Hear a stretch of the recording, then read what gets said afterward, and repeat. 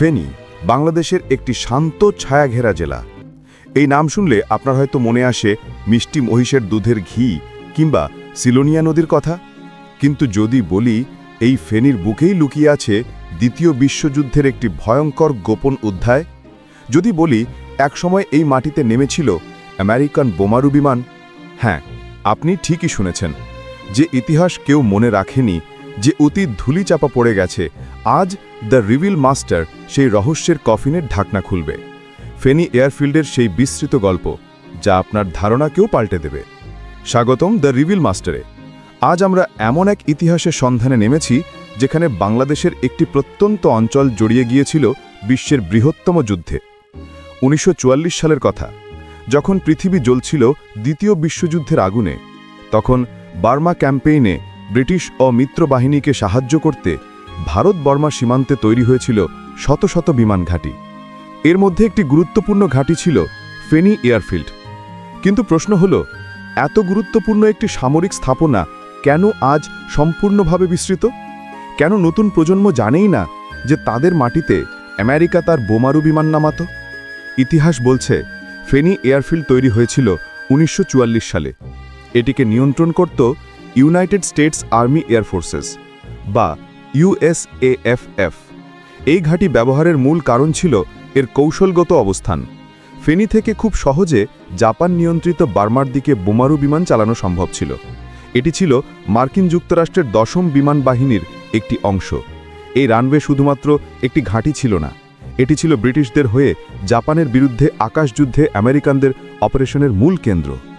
এয়ারফিল্ডটি অল্প সময়ের জন্যে, অর্থাৎ 1944 থেকে 1945 সাল পর্যন্ত ব্যবহৃত হয়েছিল। আর এই সময়টুকুর মধ্যেই ফেনী হয়ে উঠেছিল রণকৌশলের একটি গুরুত্বপূর্ণ কেন্দ্র। এটা প্রমাণ করে দ্বিতীয় বিশ্বযুদ্ধের সময় বঙ্গোপসাগরের তীরবর্তী এই অঞ্চলটির সামরিক গুরুত্ব ছিল ঠিক কতটা অপরিসীম। ফেনীর এই সামরিক ঘাটের মূল অধিবাসী ছিল 12তম বোম্বার্ডমেন্ট গ্রুপ।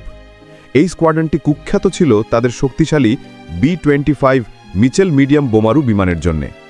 ইতালি থেকে এই যুদ্ধ বিমানগুলি সরাসরি ফেনীতে স্থানান্তরিত করা হয়েছিল। তাদের কাজ ছিল একটাই, বার্মার আকাশে জাপানি বাহিনীর ওপর ভয়ঙ্কর আক্রমণ চালানো। ফেনীর মাটি থেকে উড়েই তারা ব্রিটিশ চতুর্দশ বাহিনীকে আকাশপথে সাহায্য করত। যখন ইম্ফলে মিত্র বাহিনী জাপানি আক্রমণের মুখে পড়ে, তখন এই ফেনী এয়ারফিল্ডই হয়ে ওঠে ত্রাতা। 12তম বোম্বার্ডমেন্ট গ্রুপ শুধু বোমা ফেলেনি, বরং তারা দ্রুত খাদ্য, অস্ত্র আর গোলাবারুদ পৌঁছে দেয় ইম্ফলের বিপদাপন্ন সেনাদের কাছে।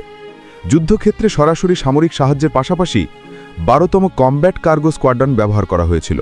তারা প্যারাশুটের মাধ্যমে প্রয়োজনীয় সামগ্রী সরাসরি মাটিতে থাকা সৈনিকদের কাছে ফেলে দিত।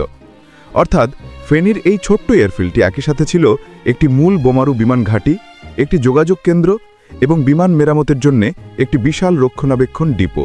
এক কথায় এই ঘাঁটি ছিল মিত্রবাহিনীর টিকে থাকার একটি লাইফলাইন। কিন্তু যুদ্ধের পর কি হলো? 1945 সালে যুদ্ধ শেষ হওয়ার সাথে সাথে ফেনী এয়ারফিল্ডের কদর ফুরিয়ে গেল। যে রানওয়েতে প্রতিদিন মার্কিন বোমারু বিমানের গর্জন শোনা যেত, সেই মাটি ধীরে ধীরে আবার ফিরে গেল প্রকৃতির কোলে। একটি সামরিক লাইফলাইন পরিণত হল পরিত্যক্ত জমিতে। বছরের পর বছর এই ইতিহাস বিস্তৃত হয়ে পড়ে রইল। অবশেষে 2006 সালে 48.5 একর জমির উপর গড়ে ওঠে ফেনী গার্লস ক্যাডেট কলেজ। যেখানে একসময় উড়ত যুদ্ধ বিমান, সেখানে আজ জ্ঞান অর্জন করে ভবিষ্যৎ প্রজন্ম। এটা ভাবলে সত্যি অবাক লাগে যে মাটির উপর দাঁড়িয়ে আজকে শিক্ষার্থীরা স্বপ্ন দেখছে, সেই মাটিই একদিন দেখেছে বিশ্ব ইতিহাসের অন্যতম বড় যুদ্ধের বিভীষিকা। ফেনীর এই নীরব ইতিহাস আমাদের মনে করিয়ে দেয় যে আমাদের দেশের প্রতিটি প্রান্তেই হয়তো লুকিয়ে আছে এমন কিছু গুরুত্বপূর্ণ অধ্যায় যা আজও উন্মোচিত হওয়ার অপেক্ষায়। ফেনী এয়ারফিল্ড হয়তো তার সামরিক পরিচয় হারিয়ে ফেলেছে, কিন্তু ইতিহাসের পাতায় তার নাম স্বর্ণাক্ষরে লেখা থাকবে। একটি জেলা, একটি এয়ারফিল্ড আর এক বিশ্বযুদ্ধের মহাকাব্য। এমন আরও রহস্য উন্মোচন করতে চান? তাহলে এখনই আমাদের channel the reveal master subscribe করুন। আপনার মনে আসা সবথেকে বড় প্রশ্নটি কমেন্ট বক্সে জানান। দেখা হচ্ছে পরবর্তী কোনো বিস্ময়কর ইতিহাসে। ধন্যবাদ।